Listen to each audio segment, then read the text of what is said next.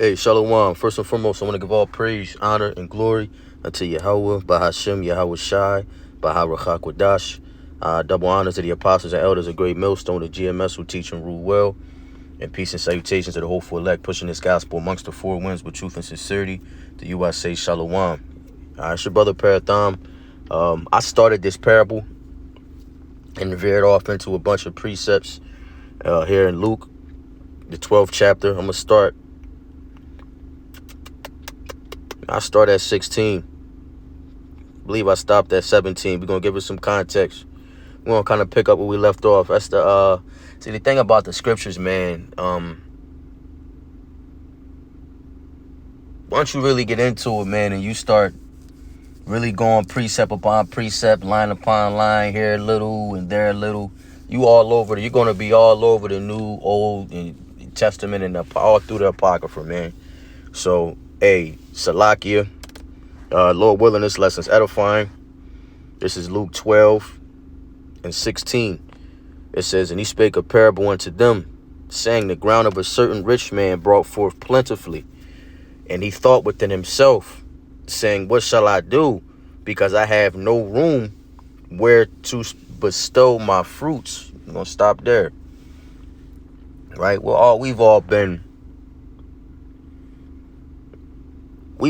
through these different situations based off the level of faith the Lord gave us. Right? All of us at some point has been this rich man. The rich, foolish man. Right? Just letting his material, the things that he possessed become him and dictate his character and who he is and how he moved in the world. We've all been there, man. And some of us haven't been there yet. But there's a lesson in it. There's wisdom in it.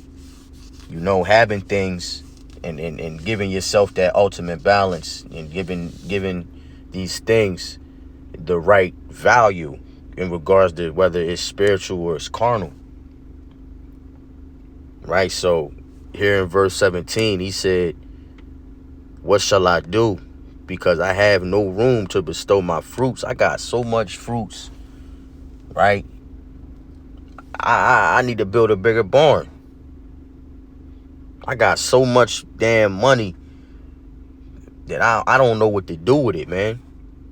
This is the mindset he was in. And Yahweh Shai, hey, he couldn't even spend. He died before he could spend what he was storing. You know? Like we plan for a lot of us, man, you know, there have been certain times when you got that job, man, and you was planning for retirement at some point. Brothers was planning for retirement at some point. You know, actually starting to live and enjoy the fruits of your labor. So they say. Right? But in hindsight, you're neglecting life after death. And that's a faith-based thing, to think that there's life after this life. Right? You're getting rich only to, you know, enrich yourself. I mean, no concern of the next man. Helping the next man. Picking him up when he down. Right? Kingdom of heaven has no place for a mindset like that. That's a carnal mindset, and flesh and blood can inherit the kingdom. Like, so let's keep rolling. Salakia.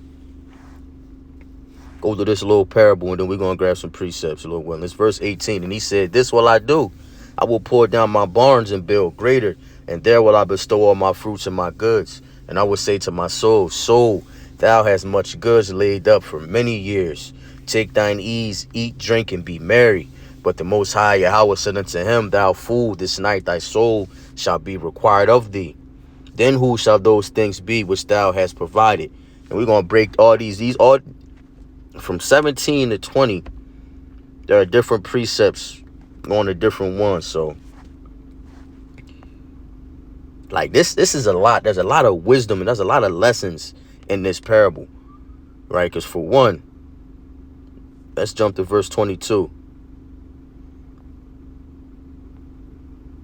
Honestly, I could just keep rolling.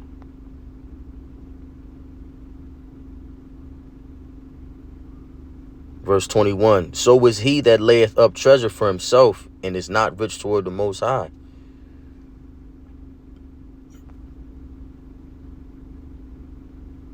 And he said unto his disciples, therefore I say unto you, take no thought for your life and what ye shall eat, neither for the body what ye shall put on.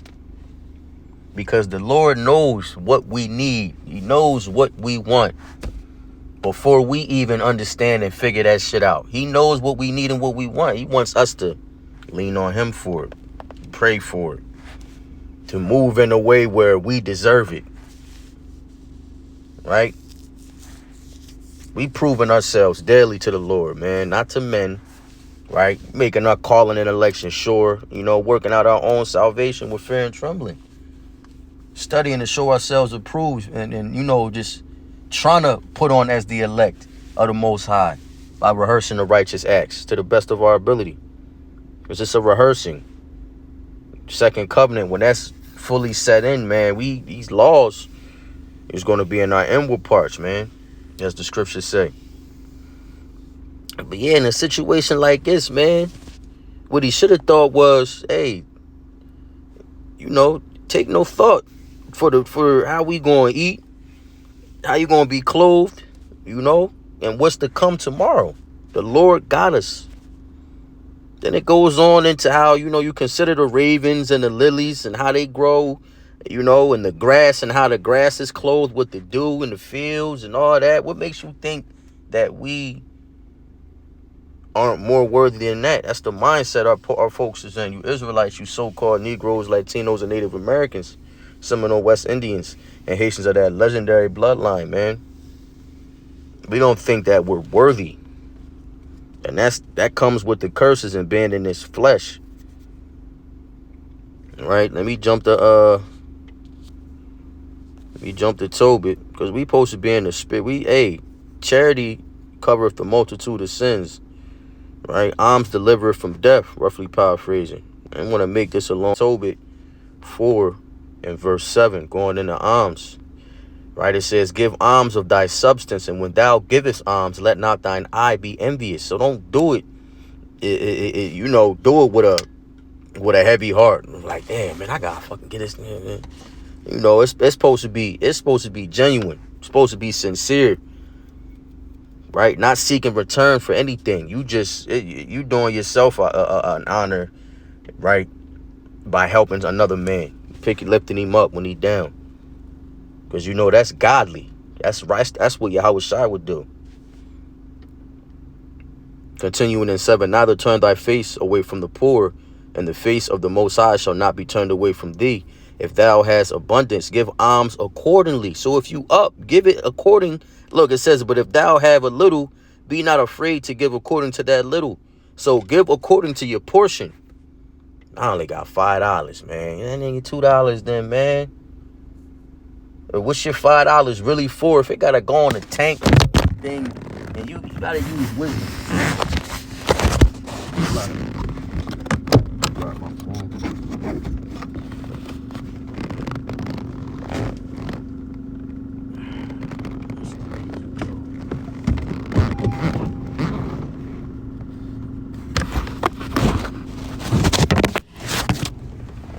And Salaki, I dropped my phone under my car seat, man. But yeah, man, if you got put gas in the car, that's one thing, man. But you gotta apply wisdom. We all know when you don't got it, and when you got it, you just don't got it. If that makes sense. Especially for the bros, and he gonna do the same thing. He gonna move for you. Brothers be high key, like not saying shit when they need it, man. And it's the flesh, man. But hey, man, if you need something, man, reach out to the brothers, man. Because the Lord placed them in your life for a reason, and vice versa. That's what the brotherhood is here for. Now, we not leeching, and it's not like we can't get to it on our own, and we not, it ain't no handouts, man. We lean on the Lord. But this is what the body's for. We all gonna fall short of the glory, and the brotherhood is that's literally what it's for. Love thy neighbor as thyself. and to feed the sheep. Because brothers can't, brother in the right spirit, he can't wait to give alms, man. Because that's his blessing at the end of the day. But, you know, that's because we all have sins that we want covered, man. We all deserve death, man. We should be all jumping all at once to see who can do the righteous thing, or you know, put some good into this planet, man, to this world. Salakia, man. Let's keep rolling. Verse 9, for thou layest up a good treasure for thyself against the day of necessity. See, that's an investment when you need something in the near future, because you always gonna need something. It's prideful to think you're gonna be good. Like, no, it's gonna be a situation where you need somebody, you need to lean on somebody. Verse 11, for alms is a good gift unto all that give it in the sight of the Most High. It's beautiful. Alms in itself is a lesson that you could go on days about, man. Right? Let me there's a little example here in Luke 3rd chapter.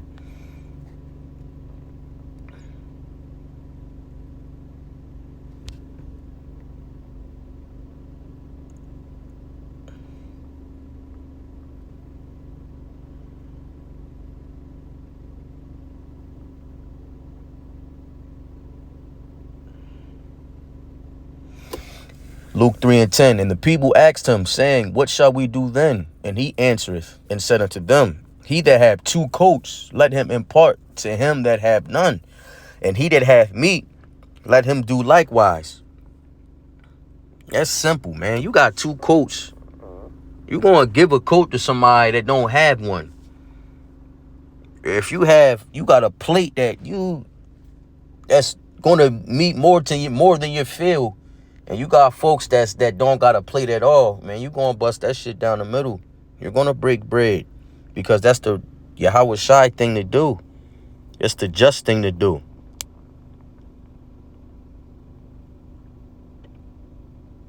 They said the rich man, it's more of a chance the eye of a needle going through a needle going through a camel's eye than a rich man getting into the kingdom, because 9 times out of 10 that rich man doesn't understand that all he has to do is give up everything he has. You know what I mean?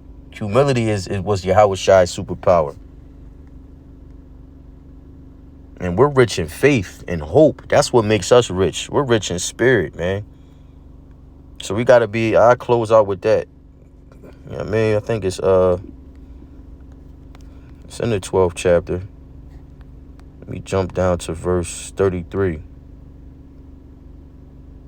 That's beautiful.